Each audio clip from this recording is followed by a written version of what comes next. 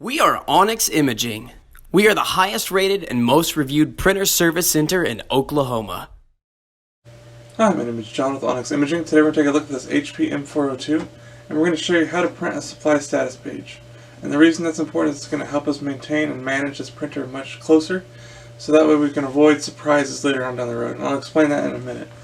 So, in order to print it, obviously you need to make sure your printer's on and it's in a ready state, so it's on just this regular little menu. You're going to use the arrow keys, and you're going to go over until you find the Reports tab. Once you find Reports, go ahead and hit OK. Again, you're going to use the arrow keys and scroll over until you find Supply Status. Once you find Supply Status, go ahead and hit OK again, and that's going to print out your Supply Status page. And if you look here, you'll notice you get a status bar showing you approximately how much toner is left inside your printer. It also shows you how many pages have been printed with this toner, and how many pages approximately are left to still print with this toner. So what happens is, instead of waiting for the last second when the printer's telling you need to replace the toner, and it never fails, it's always right before a big print job or something really important that needs to be printed, and you don't have one right there next to you to put into the machine.